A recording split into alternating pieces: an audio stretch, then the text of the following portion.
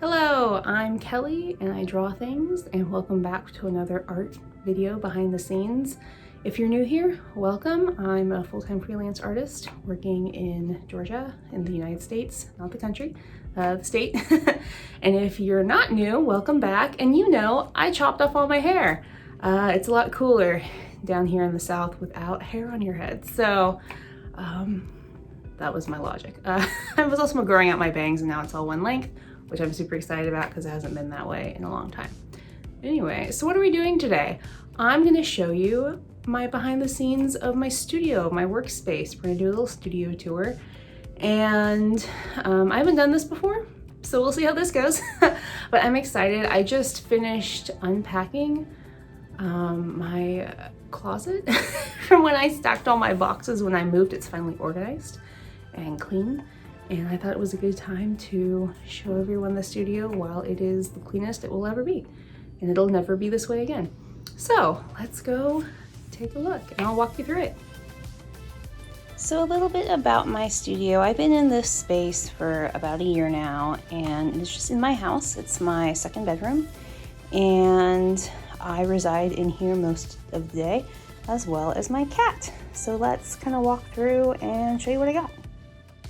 Okay, so my door, which you're like, that's lame, but I actually put a cat door in my studio door because he comes and goes so much, and just made my life easier where I can shut the door and keep noise out from my family while still having my cat, who instead of constantly pawing at the door just comes and goes as he pleases. If you're on Patreon, you recognize this guy. This is my spring garland. It is a printable. It's still on there if you want to make your own, and there's a behind the scenes video on it as well, which is fun.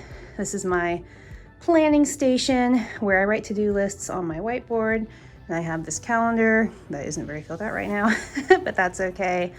I have this on the air sign I made for when I'm recording. I put it on my door. It's not on there right now because my family's at work and I work from home, but that lets them know, hey, please don't scream, I'm recording audio, which is helpful.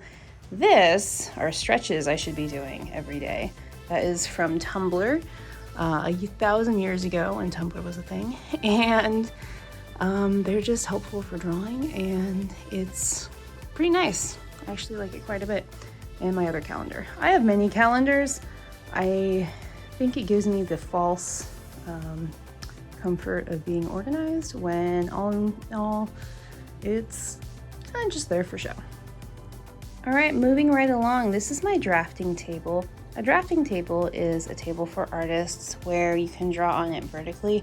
Mine is adjustable, so this is the most vertical it'll go, and you can go back and forth, so you can put more paper on it or whatever you like. If you ever have back pain or shoulder pain or neck pain from drawing, it's most likely because you're hunched over a table. This helps prevent that. So when I'm working large or sometimes even small, I can roll my chair over here and I can work vertically, and it saves my back and my shoulders. And it's one of those things where I don't need it very often, but when I do, nothing else will do. So I really like my drafting table. I got it on sale at Blick for $80 because it was the floor model. It was the very last one, but they make very expensive ones and very cheap ones. In the future, I probably wouldn't get one that's as heavy because moving it is awful. Now, if you've ever been to art school, you also have a collection of a dozen rulers in different shapes, sizes, but most of them are metal. Something you'll notice in my studio is I hang a lot of things on the wall when I can to save space. And this one works really well because a lot of them come with pre-punched holes, like they're made to hang, which is really nice. And that way I can see everything and I know where everything is without having to dig through a pile. Something else I do wish I had more of in my studio, in addition to space, were more lamps or lighting or something. You'll see tons of lamps as we go, but this is a clamp lamp from the hardware store. This one's cheap, he's not great, but this one I've had for years. And if you are interested in drawing in a space at all, I definitely recommend a clamp lamp. It clamps onto anything. I got mine at Ace Hardware. They're very inexpensive. And it's super great for lighting, or if you're doing still lives, it allows really focused lighting to help you get more contrast and make your still life easier to draw, or more dramatic, or what have you. So that is my drafting table corner. Then we have my window/door to my balcony. I love drawing outside. Too bad I live in Atlanta and it's so hot that I can only draw in the fall. And in the spring, you get this film of green pollen. So we pull it all inside and we stack it in this corner. But that's my balcony for when I want to be outside, if it's not too hot. My cat, who may make an appearance, may not, we'll see. I have multiple tables that fold out in my studio. They're fold in half tables, they're plastic and they pop up. And this is great for when I'm packaging orders or doing big traditional pieces and just need more space. It's a very open floor plan right now. There's my tripod. And they're super helpful. They're like 40, actually both $40, even though that one's half the size. But I got mine at Walmart. There's my desk is one of those too. So if you have the opportunity to get a folding table as an artist and just have it on hand, one of my best investments. I have had this one for probably 10 years, like not even exaggerating, because I bought it in high school. That one I bought 2 years ago. This one I just bought, and I love the little one because it's super versatile. So buy a folding table. I'll talk about the art at the end, but this is my multi-use corner of stacking things, I guess. These are things I need to frame, but that's fine. This is my Guillotine heavy-duty paper cutter. It has this foot that goes down that holds the paper in place. This slides back and forth. This is the big arm that makes the blade go down. And I can cut like a whole ream, well, maybe not a whole ream, at least half a ream of paper all at once, which is really great when I'm making books or cutting prints or literally doing anything, because it makes it so much faster. So this guy's awesome. I love him. And this is just an IKEA table that we were using as a dining room table, and then I have 3 people that live in my house instead of just me and my cat now. So I moved it to my studio. I stole it when we got a new one, which is fine. This is my main workstation. This is where I sit 8+ hours a day. I have this area where the flowers are temporary, but they're here for now because they make me happy. This is where I'll set my iPod and my laptop and kind of hang out and draw, or I will set my iPad here or my Cintiq here and then use this as a secondary screen. I kind of exploded this guy, so now he's a very expensive Netflix machine, and I use my laptop for everything else, but we're working on him. He'll come back someday. But right now he's just exclusively used for Netflix and Disney+. And then I have all my art. I'll just kind of do a slow-mo of all my art so you can admire it, but these are things I've collected either from friends or from conventions or online orders, and it's just a collection of what I like and what inspires me in the moment. And then I take it down every year or so, and then I put more up that inspires me in that moment. So this is constantly changing, maybe not as quickly. Constantly is a strong word, but it gradually changes here and there. I take things down, put things up, and yeah, it's kind of ever-flowing. Yeah, so that's my main workspace and where I spend most of my time. Then to the right of my workspace, I have my bulletin board and my printer. My bulletin board, these are from my fiance. And then my bulletin board is just things I don't want to lose. It's kind of become decoration. It used to be a really good organizing tool, but now I don't really use it anymore. I drew through all 151 Kanto Pokemon, and there are 100 Johto, and they're my favorite generation. And I'm trying to figure out if I want to draw them all or if I want to do something else, but they're there staring at me, inspiring me to do things. And then my printer. He is, I don't know, maybe less than a year, maybe about a year now. He is an Epson Workforce 7840. I love him. He's great. He is an all-in-one, so he actually has a scanner, and he prints large format. You feed it in the back. He's got 2 trays. One, I store envelopes in for easy packaging orders, and the other one is just regular paper. And supposedly he's voice command. I've never used that feature, but it was on the box. So he might become sentient and take over the world. Who knows? But love this printer. Super great. And then this is my dresser I rescued from outside the dumpster few years back, and I fixed it up. The drawers were falling apart. And by fixed up, I mean super glued back together. And this holds all of my paper I use inside my printer. And some other art paper too, now that I think about it. But it is my dresser of paper, which, you know, if you're an artist, of course you have a dresser of paper. That seems natural. But this is my printing corner. We'll come back to the closet. File organization is something I really strive for and I'm very bad at. So I bought this guy, which he works okay, but if they're normal size sheets of paper, they get all bendy, which I guess is fine because it motivates me to then put it in my file box quicker. But for now, that's what that is. Then I have these plastic drawers. You'll see lots of these plastic drawers in my closet. I love them. They're actually 3 and 3, and then I ripped the top off and made them all one stack. And they're like 15 bucks each on Amazon, so this tower was 30. And drawers and hooks, I never have enough of, and I'm always finding places to put stuff away. So this is new, they're not labeled yet. That's on my to-do list, but super great, love it. And then my bookshelves. These are very, very cheap from Walmart many years ago. They're falling apart. As you can see, they're warped under the weight of my books, but that's okay. I still love them and they'll do for now. That's kind of a theme here of it's cheap, it works. So here's my pile of stuffed animals that I've received as gifts. This is my electronics, there's my iPad, my laptop, and then baskets. I definitely recommend baskets for on shelves because they can move around really easy. And this is just for cords and that other lamp I was talking about that I pull out when I'm doing traditional media. This is my Silhouette Cameo 4 and its cutting mats and its tools. This is my Cintiq and my Cintiq stand. And by Cintiq stand, I mean stack of 4 textbooks I got from art school. Because much like the drafting table, having it up higher is going to save your shoulders so much. So I stack it on books because I'm cheap.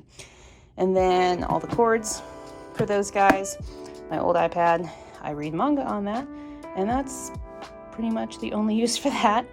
This is my outgoing mailbox. When I have orders, I toss them all in here as I put postage on them. That way I don't miss anything and they go out. This is my, when I make new products, I need to photograph them. Right now I don't have any to photograph because I did it all earlier, which is great. This is my stack of current sketchbooks / notebooks. If you're a fiend like me, you have, I don't know, let's see, 1, 2, 3, 4, 5, 6 notebooks / sketchbooks started at any time. So, you know, here we are. Here are all the empty sketchbooks I have. I'm one of those people that has a lot of family, and when in doubt, they're like, oh, get her a sketchbook. So I have enough sketchbooks for a very long time. This is my cat's play toy. He makes a lot of noise, but he likes it. It's my cat. Hi. Okay, bye. And then my other bookshelf is just kind of storage of empty boxes that I like and want to keep. And then lots and lots of art books. And my cat who wants attention. Hello. Please don't claw my carpet. Thank you. Okay. And look, we're back to the door. But let's talk about the closet. So, I have dreamed of an art closet for a very long time, and I finally had one. And I just stacked boxes in it for 2 years, and I didn't unpack them after I moved, and I just finished unpacking them. And now it's organized. So let's kind of talk what's in here. So some of it's just storage. Like I keep my big iMac box because this is the best way to like, travel with it because it has all the special foam inserts. So never throw away your giant iMac box. So it just takes up half my closet, it's fine. Behind the door, utilize all the space, is my camera gear, some extra chairs, some wrapping paper I designed that I found at Walmart last year, which is really cool. And then I have my file storage system, postcards, my manual press to flatten books out, my cutting mat, which is awesome. And then my pile of large things. If you're an artist, you might have a pile of large things too. Most of these are large pads of paper or drawing boards, which is fine. I have an empty box, which I'm sure will be filled at some point. And, oh, this is fun. You'll get to see some past Kelly. Here is old art That wasn't nearly as cool as the reveal as I thought it was. There we go. Old sketchbooks. And like, there are a lot of them. Oops. There we go. Old sketchbooks. Those range from about maybe 3rd grade up.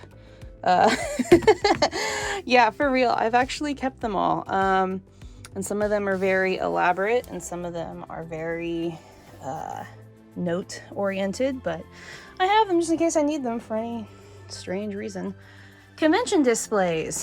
This is extra stuff that I use for different displays than my normal Artist Alley convention setup. So it's hanging out there. Boxes, artist box. And then this is my merchandise. I'm actually quite proud of this guy. So these are all the boxes my bookmarks came in. I'm a firm believer in the box that it came in is probably the best box for it. So why change it? So I cut off all the ends and I made this kind of like shelf organized system, and I labeled everything, and then I can just pull them out one by one as I fill orders. Now for stuff I have a lot of, like my really popular ones, I have 1,000 bookshelf bookmarks, or I did. I've sold quite a bit, but those are in there, and the big one. And then my other bestsellers, or things I just still have a lot of, are in here. The Container Store is where I got this one. This is another Walmart drawer. It's very similar to, actually it might be the same as the ones we saw previously out here. And they all come apart, so like I've just taken one and stacked it. This is from the Container Store. I would spend all my money at the Container Store, but then I wouldn't be able to eat. But I love that store. It's just so cool. But this is the only thing I've ever actually bought from it. But those are more bookmarks, and then other storage for other things like holographic stickers. Ooh, and magnets. Ooh, these are my brand new ones. Yay. And then stuff I have to sort, like Pokemon packs and things like that. And then some other random stuff on top. Oh yeah, like those are my mega packs. This one is from Five Below, and same thing, it was 3 and 3, and I ripped off the top and I stacked them. I kind of hate these handles, even though I'm pulling them out really easy right now. Normally they're awful, but they work. It's fine. So lots of drawers here. This is the pile of things I need to sort. But then I have 2 carts. These carts can roll out after I set my table, and I pull it all out there, and then I can pack on the fly and not keep coming back in here. And this one's from Amazon. It's cheap and plastic. This one is from Michaels. It is metal, but not like great, not bad. I think they're okay. But they're different sizes, which is nice. And I keep all of my supplies on there. Some more merchandise, some packaging supplies, like my Patreon inserts, things like that. Then the other side. So this looks like a mess, but it's organized, I promise. This is all the stuff that needs to go to my convention. And so I just make a pile, and then when I prep for my convention, I have it all in one spot and I can count it and just not go hunt through my studio for it. So it's all right there. And you're like, Kelly, is Pib Extra actually a convention tool? Yeah, it is. I get up really early and drive to conventions rather than get hotels all the time. So caffeine is a tool, but I have to hide it in here, otherwise I drink it all the time and then I never sleep. So that's not good. Then next to the convention supplies, we have more drawers, and above it we have more drawers. And above that we have some more shelves, and above that we have some more shelves. So let's walk through that part as well. So to the right of the convention stuff, I have more drawers. This is just all art supplies. I have markers. I have watercolor and gouache. I have my laminator. These are brushes and acrylic paint. Yeah, so you can read. Some of them are just kind of like a catch-all, like office supplies. These are my plastic bags. And then some of it is very specific. Stationery envelopes. I like to write letters to my mom. So that's where all those go. And I have knitting and sewing, glue and tape. That's what that whole drawer is. It's kind of an artist thing to end up hoarding a lot of things after school, or if you teach. I have lots and lots of just like stuff, which is fine. Electronics, for example, a walkie-talkie for when I move and I have a U-Haul. It's much easier to move with walkie-talkies than with a phone. Pro tip of the day. Then I have my mini prints. I have some books I have been carrying around forever and forgot I had and then found them. So they are at my conventions again. I have my corner rounder. This is a wonderful tool. Saves me so much time and money because they charge me to round the corners of my bookmarks. But I bought my own corner rounder. I don't remember how much it was, but it wasn't like break the bank, but it definitely wasn't an impulse. I thought about it a little bit and then just like jumped the gun, but definitely made my money back on him. So he's super cool. And then I have all of my pens and my pencils organized by type. This is colored and fun pens, erasers, colored pencils. This is non-photo blue pencil. It's a kind of a comic thing. Sharpies, ballpoint, Micron, white, colored, and pencil, regular pencil.